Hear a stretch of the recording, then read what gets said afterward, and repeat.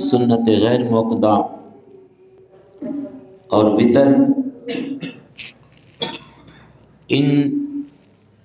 نوافل کی بھی اہمیت کو بیان فرمایا گیا تھا، اور ان سب کو نوافل ہی کہا جاتا ہے۔ لیکن بعد میں محدثین نے اور فقہاء نے یعنی احکام کو استنباط کرنے کے لیے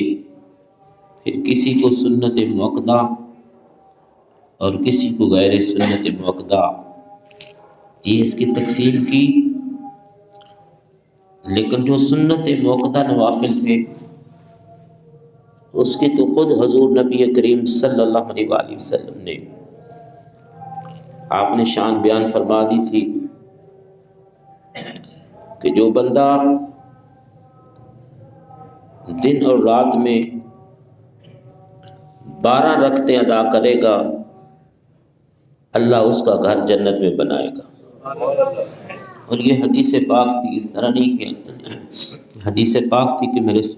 سونے محبوب نے ارشاد فرمایا کہ جو بندہ یہ ادا کرے گا اللہ اس کا گھر جنت میں بنائے گا۔ عن ام حبیب حبیبہ ام المؤمنین اما حبیبہ رحمۃ اللہ رضی اللہ تعالی عنہا سے یہ حدیث پاک راوی ہے۔ قالت، آپ فرماتی ہیں قال رسول اللہ صلی اللہ علیہ وآلہ وسلم کہ فرمایا رسول اللہ صلی اللہ علیہ وآلہ وسلم نے من صلی فی یوم و لیلۃ سنتی 10 رکعۃ، کہ جس بندے نے دن اور رات کو 12 رکعت ادا کی بنی لہ بیت فی الجنت، اللہ اس کا گھر جنت میں بنائے گا۔ اور آگے ان کی تفصیل بھی بیان فرما دی، وہ تو ہم نے کل زبانی بیان کی تھی پچھلے جمعہ۔ فرمایا اربعا قبل الظہر، ظہر سے پہلے 4 سنتے، ورکعتین بعدہا، اور 2 رکعتیں ظہر کے بعد، ورکعتین بعد المغرب، اور 2 رکعتیں مغرب کے بعد یعنی فرضوں کے بعد، ورکعتین بعد العشاء، اور 2 رکعتیں عشاء کی نماز کے بعد یعنی فرضوں کی نماز کے بعد 2 رکعتیں، ورکعتین قبل صلاۃ الفجر، اور 2 رکعتیں نماز فجر سے پہلے۔ یہ 12 رکعتیں ہوں گی۔ رواہ ترمذی وفی روایت بمسلم انہا قالت سمعت رسول اللہ صلی اللہ علیہ وسلم یقول ما من عبد مسلم اچھا یصلی اللہ کل یوم سنۃ 10 رکعۃ تطوعا غیر فریضۃ، یعنی یہ نوافل جو فرض نہیں ہے یعنی سنت موقدہ یا سنت غیر موقدہ، یہ نوافل یہ فرض نہیں ہے، یہ نفل ہے۔ الا بنى اللہ لہ بیتا فی الجنۃ، اس کے لیے اللہ جنت کے گھر میں بنائے گا۔ یا والا بنی فی الجنۃ، کہ یا جنت میں اس کا گھر ہے یا اللہ جنت میں اس کے گھر بنائے گا۔ اب دیکھو اندازہ لگاؤ کہ یہ ان نوافل ان سنتوں کی یہ شان ہے تو فرضوں کی شان کا عالم کیا ہوگا۔ یہ سنتے ادا کرو تو جنت کے اندر محل بن رہے ہیں، تو فرض ادا کرو گے تو پھر تو یہ نور علی نور ہی ہوگا۔ اب کسی دوست نے یعنی وہ بیٹھے دوسرے انہوں نے کہا کہ یہ جمعے کی سنتوں کے بارے میں آپ نے نہیں بیان کیا تھا، جمعے کی سنتوں کے بارے میں، تو یہ ابھی میں بیان کرتا ہوں، لیکن بعد میں جو لوگ وہ کہتے ہیں مسجد سے نکل جاتے ہیں، جو ہی ہم سلام پھیرتے ہیں فرضوں کا وہ مسجد سے نکل جاتے ہیں، وہ بعد میں جو سنتے ہیں وہ پڑھتے نہیں ہیں، ان کے بارے میں کیا حکم ہے یا آپ نے نہیں بتایا، تو وہ ابھی ہم بعد میں بتائیں گے تاکہ سارے لوگ آ جائیں، پھر وہ بھی سن لیں تاکہ ہم پر کوئی گلہ نہ رہے کہ آپ نے ہمیں بتایا نہیں تھا، ٹھیک ہے۔ تو وہ ابھی بعد میں وہ بھی حدیث پاک سے کہ جمعۃ المبارک کی سنتوں کے بارے میں وہ کیا ہے، وہ پڑھنا چاہیے نہیں پڑھنا چاہیے، ان کے بعد میں ہم بعد میں تفصیل کرتے ہیں۔ تو یہ کہا تھا کہ یہ نوافل ہیں جن کے ذریعے بندہ اللہ کا قرب حاصل کر لیتا ہے، اللہ کا محبوب بن جاتا ہے، اللہ ان سے محبت فرماتا ہے۔ فرمایا جب بندہ یہ نوافل ادا کرتا ہے یتقرب الی بالنوافل، یعنی فرضوں کے علاوہ کی بات ہو رہی ہے، ایسے نہیں ہزار ہزار نفل اللہ کے نیک بندے راتوں کو ادا کرتے تھے۔ حضرت منصور حلاج رحمۃ اللہ علیہ، حضرت منصور حلاج جنہیں سولی پر چڑھایا گیا تھا، کہ انہوں نے انا الحق، ان کی ایک کیفیت تھی کہ میں خدا ہوں، میں خدا ہوں، یعنی ان کی یہ کیفیت تھی، ورنہ ان کا یہ عقیدہ نہیں تھا کہ میں خدا ہوں۔ وہ تو اللہ کے نیک، اللہ کے برگزیدہ بندے تھے، ہر رات 1000 نوافل ادا کرتے، ہر رات 1000 نفل ادا کرتے تھے۔ اور جب انہیں یہ سولی دیا گیا تھا 500 نفل آپ نے ادا کر لیے تھے، ابھی 500 نفل باقی تھے کہ آپ کو سولی پر چڑھایا جائے کہ یہ آپ نے اپنے آپ کو خدا کہا ہے، لیکن یہ وہ ان کا عقیدہ نہیں تھا، یہ ان کی کیفیت تھی، اور اس کیفیت میں وہ ان سے یہ الفاظ نکلے، ٹھیک ہے۔ اور بھی کیسے بزرگوں سے یہ الفاظ نکلے ہیں، مثلا یہ سبحان ما اعظم شانی، یہ حضرت بایزید بستامی رحمۃ اللہ علیہ سے یہ الفاظ نکلے تھے، مجھ سے بڑا کون ہے۔ اس پر بھی جب وہ آپ کی پکڑ کی گئی تو انہوں نے کہا کہ واللہ مجھے نہیں پتا کہ یہ میرے الفاظ اس طرح نکلے، کہ یہ کیفیت ہوتی بزرگوں کی، ان پر پکڑ نہیں ہوتی۔ اور پھر آپ فرمایا کہ یہ جملہ صحیح نہیں، یہ غلط ہے، اور فرمایا اگر آئندہ تم سنو تو مجھے مار ہی دینا، معاف نہ کرنا۔ تو پھر جب آپ سے یہ اس طرح کے الفاظ نکلے تو وہ جب دوڑے لوگ آپ کی طرف، تو جس طرف دیکھتے ہیں انہیں با یزید ہی نظر آتا ہے، ایک با یزید نہیں، وہ تو ہر طرف با یزید کہتے کس با یزید کو مارے۔ تو یہ اہل اللہ کا عقیدہ نہیں ہوتا معاذ اللہ کہ وہ اپنے کو خدا کہیں یا اپنے آپ کو خدا بنانے کی کوشش کریں، وہ اللہ کے بندہ ہوتے ہیں، ان پر یہ کیفیت آتی کسی وقت، کسی حالت سکر کہا جاتا ہے، حالت سکر، کہ حالت سکر کے اندر ایسے الفاظ نکل جائیں ان پر ان کی گرفت پکڑ نہیں ہوتی، حالت صحب میں وہ کبھی بھی ایسا جملہ اپنی زبان سے نہیں نکالتا، ٹھیک ہے نا۔ تو یہ منصور حلاج سے بھی یہ حالت سکر میں یہ جملے نکلے تھے۔ تو کہا کہ نوافل کے ذریعے بندہ میرا قرب حاصل کرتا ہے، ٹھیک ہے۔ حضرت امام اعظم ابو حنیفہ رضی اللہ عنہ ساری رات فرض نماز کے علاوہ ساری رات نماز نفل ہی پڑھتے رہتے، اس میں تہجد بھی ہوتی تھی، اس میں نوافل دوسرے بھی شامل۔ حضرت غوث اعظم رحمۃ اللہ علیہ جنہوں نے 40 سال فجر کے وضو کے ساتھ عشاء کی، یعنی عشاء کی وضو کے ساتھ فجر کی نماز ادا کی، وہ کیا کرتے ہوں گے، وہ اللہ تعالیٰ خود ان کا یعنی گواہی دیتا ہے، والذین یبیتون، یعنی گواہ خود خدا ہے، والذین یبیتون لربہم سجدا وقیاما،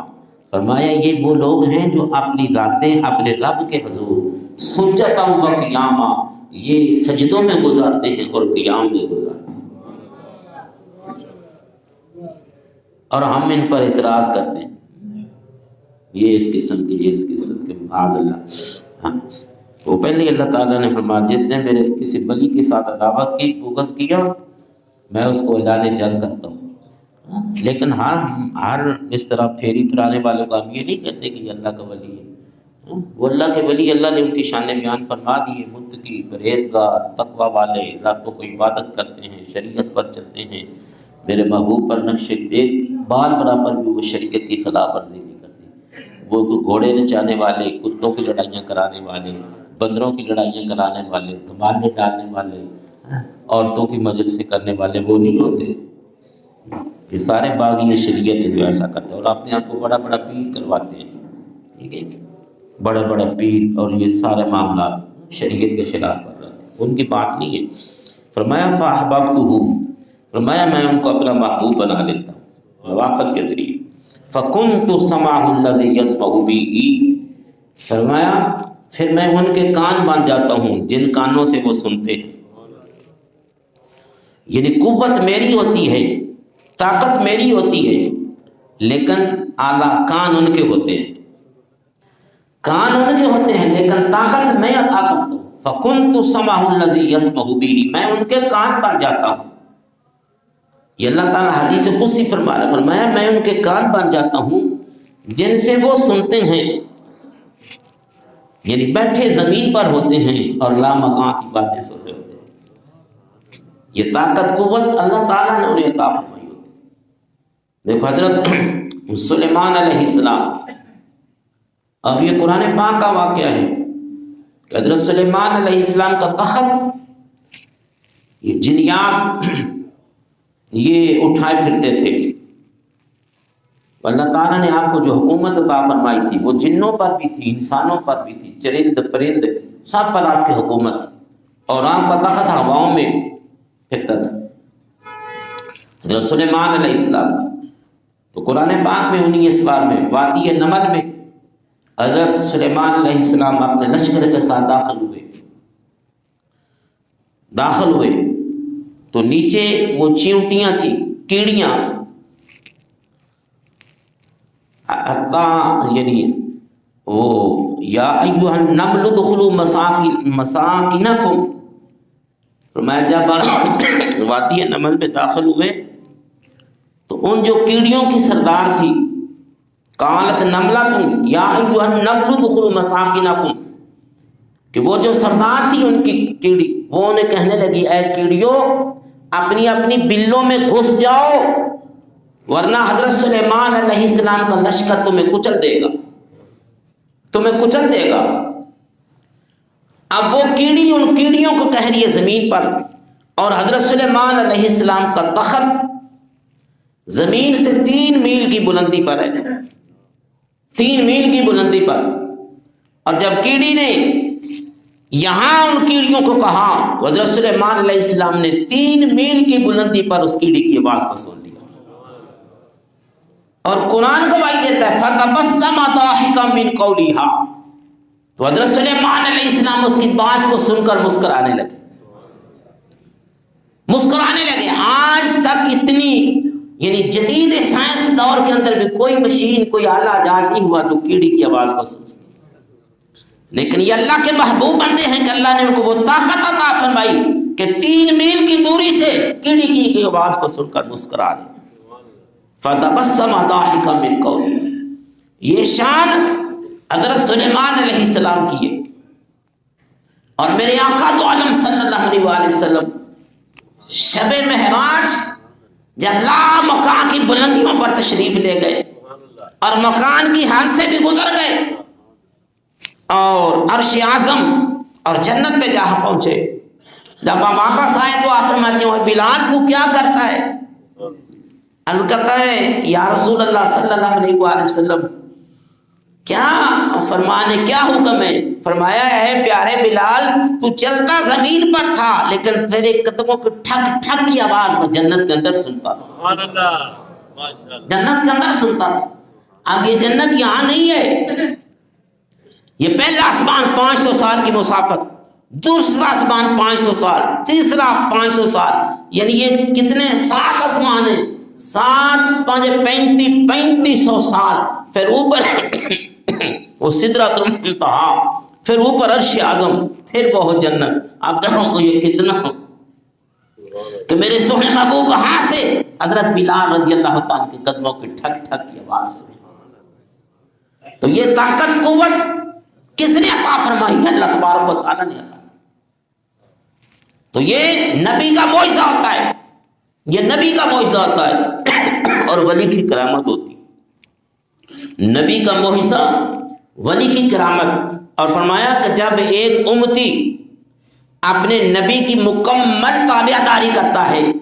تو وہ جتنے کمالات اللہ نے اپنے نبی کو عطا فرمائے ہوتے ہیں وہ سارے کے سارے کمالات اللہ تعالیٰ اس نبی کی امتی کو عطا فرما دے، امتی کو عطا فرما دے۔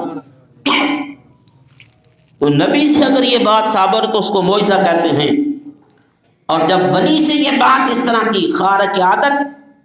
یعنی جس کا عقل احاطہ نہ کر سکے، سمجھ نہ سکے، اب کیڑی کی آواز کس طرح انہوں نے سن لی؟ ہمارا یہ عقیدہ ہے، ہمارا ایمان انہوں نے سنی ہے، لیکن ہم یہ بتا نہیں سکتے کہ کس طرح انہوں نے سنی۔ فرمایا فَكُنْتُ سَمْعَهُ الَّذِي يَسْمَعُ بِهِ،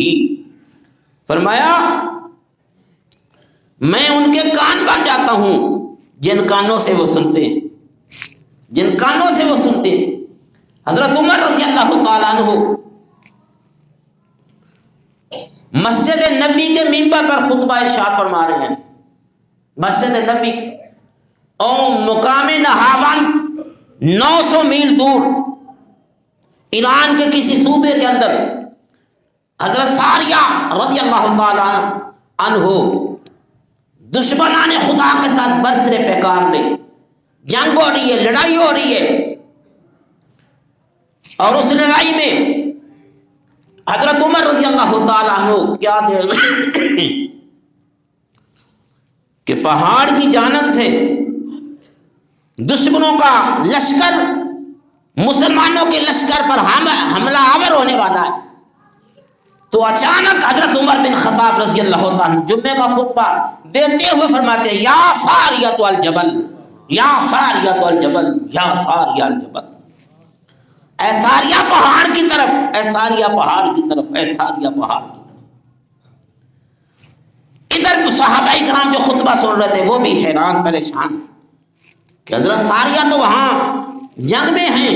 اور حضرت عمر بن خطاب رضی اللہ تعالیٰ یہاں فرما رہے ہیں. جب آپ نے خطبہ ختم فرمایا، نماز ہو گئی،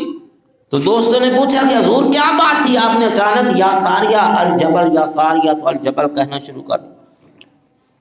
آپ نے فرمایا آپ کو پتا ہے کہ حضرت ساریہ جہاد پر تھے، لڑائی پر تھے، اور مقام نہاوند میں میدان جہاد کے اندر پہاڑ کی جانب سے دشمن ان پر حملہ آور ہو رہا تھا اور مجھ سے رہا نہ گیا، مجھ سے رہا نہ گیا، اس لیے میں نے یہاں سے آواز دی اے ساریہ پہاڑ کی طرف، اے ساریہ پہاڑ کی طرف. اب ذرا اندازہ لگاؤ کہ مسجد نبوی کے منبر پر بیٹھ کر آپ مشاہدہ بھی فرما رہے ہیں، آپ میدان جہاد کو دیکھ بھی رہے ہیں، لڑائی کا بھی نظارہ کر رہے ہیں، پھر آواز دیتے ہیں اور یہ آواز بھی ان صحابہ کرام تک پہنچ گئی. اور خود حضرت ساریہ فرماتے ہیں جب واپس آئے نا تو کہا اللہ نے ہمیں فتح عطا فرمائیے، اور کہتے ہیں فتح بھی اس آواز کی برکت سے قریب تھا کہ ہم شکست کھا جاتے. ایک آواز گونجی یا ساریۃ الجبل، فرمایا ہم نے آواز تو سنی لیکن دیکھنے والا نظر نہیں آتا. اور یہ بھی سمجھے کہ یہ آواز تو سیدنا فاروق اعظم رضی اللہ تعالیٰ عنہ. فرمایا اس آواز سے ہم پہاڑ کی طرف بڑھتے، اللہ تعالیٰ نے ہمیں اس آواز کی برکت سے فتح عطا فرما دی.